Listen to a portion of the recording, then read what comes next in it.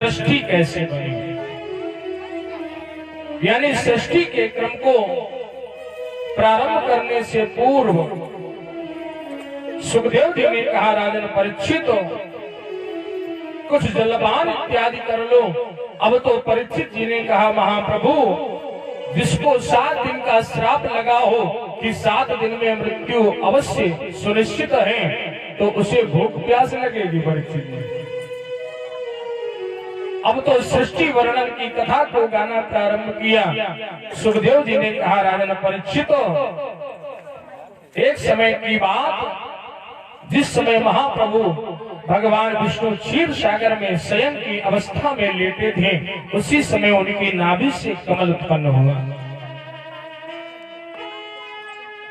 और उस कमल के ऊपर ब्रह्मा जी का प्रादुर्भाव हुआ। जिस समय ब्रह्मा जी का प्रादुर्भाव हुआ, ब्रह्मा जी ने आज विचार किया कि चलकर देखना चाहिए कि मेरी उत्पत्ति कैसे हुई। अब तो जो है जिस समय जिज्ञासा उत्पन्न हुई, ब्रह्मा जी के अंदर नारिकेल में प्रवेश किया और प्रवेश करने के बाद में बहुत दिनों तक अंदर भ्रमण करते रहे परीक्षित जी, लेकिन इनको और तो मिला, छोर मिला ही नहीं दादाजी। जिस समय इन्हें लगा कि काफी समय व्यतीत हो गया, मैं ढूंढते ढूंढते परेशान हो गया, लेकिन मुझे ये नहीं पता लग पाया कि आखिर मेरा जन्म कैसे हुआ, कहां से हुआ। अंत तो गत्वा ब्रह्मा जी ने वहां से वापस आने का विचार किया। पुनः उस कमल के ऊपर जिस समय आए और आने के बाद में सरोवर में एक पत्र दिखाई पड़ा, जिसके ऊपर लिखा था तप। जिस समय तप को देखा, ब्रह्मा जी ने विचार किया परीक्षित जी की तपस्या की जाए। जिस समय तपस्या का विचार किया, अब तो ब्रह्मा जी ने समाधि को लगाया और समाधि को लगाते हुए तप प्रारंभ कर दिया। जिस समय तप प्रारंभ किया, इन्हीं के मन से मरीचि हुई और मन के द्वारा मरीचि के बाद में नेत्रों के द्वारा अत्रि का प्रादुर्भाव हुआ और अत्रि के द्वारा उपरांत मुख से अंगिरा ऋषि का प्रादुर्भाव और कान से पुलस्त ऋषि का प्रादुर्भाव हुआ। सृष्टि का क्रम बढ़ने लगा। नाभि से पुले ऋषि का और हाथ से क्रतु, त्वचा से भृगु, प्राण से वशिष्ठ ऋषि का प्रादुर्भाव हुआ। अंगूठे से दक्ष प्रजापति का प्रादुर्भाव हुआ और गोद से स्वयं नारद जी, जो कि संत का स्वरूप, स्वयं संत विरक्त परमात्मा का भजन और यजन करने वाले। सुखदेव जी ने राजा परीक्षित को बतलाया। परीक्षित जी ने कहा, महाप्रभु ये बताइए, नारद जी का जन्म, नारद जी तो यानी एक दासी के पुत्र थे। पूर्व वृत्तांत को बतलाया। सुखदेव जी ने कहा, राजन बात बिल्कुल सही है। नारद जो है एक दासी के पुत्र थे। घर में जीवन यापन बहुत अच्छा चल रहा था। माता परम भक्त थी। देखो एक बात और है,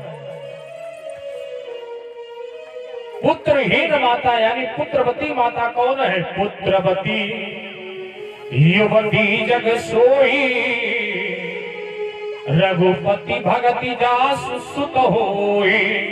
यानी पुत्रवती माता वही है जिसका बालक संस्कारित है दादाजी, जिसका बालक यानी भगवान के प्रति समर्पित है, माता पिता का आज्ञाकारी है और गौ ब्राह्मण विद्वानों का सम्मान करने वाला, वेद को मानने वाला, वही पुत्रवती माता है जिसने अपने बालक को संस्कारित बना दिया। यानी दासी के पुत्र है नारद और नारद की माता परम भक्त है।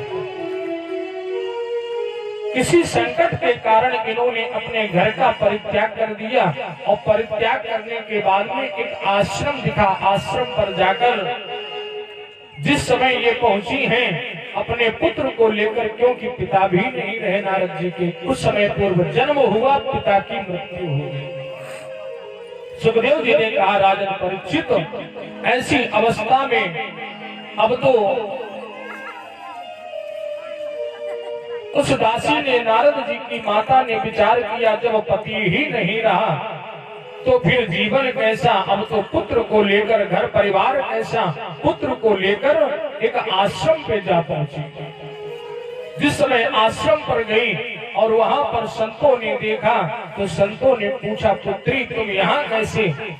उस समय दासी ने कहा, प्रभु मेरे ऊपर ऐसे ऐसे संकट और विपत्तियां पड़ी, इसलिए खाने के लिए इतना भोजन नहीं जिससे कि पालन पोषण हो सके।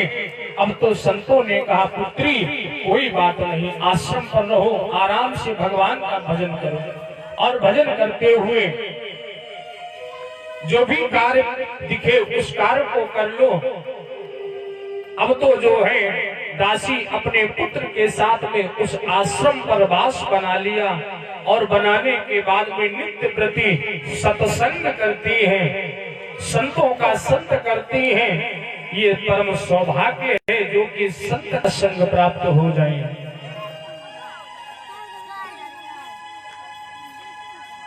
क्योंकि परीक्षित जी होता क्या है, जैसा हम संग करेंगे वैसा ही मेरे जीवन में आचार और विचार उत्पन्न होंगे। अगर हम मूर्ख व्यक्ति का संग करेंगे तो चाहे जितने विद्वान हो मूर्ख हो जाएंगे, है कि नहीं। और ज्ञानियों का अगर हम संग करेंगे तो चाहे जितने मूर्ख हों, कुछ ना कुछ ज्ञानार्जन जब होता रहेगा तो हमारे अंदर जो अविवेक है, अविवेक नष्ट होगा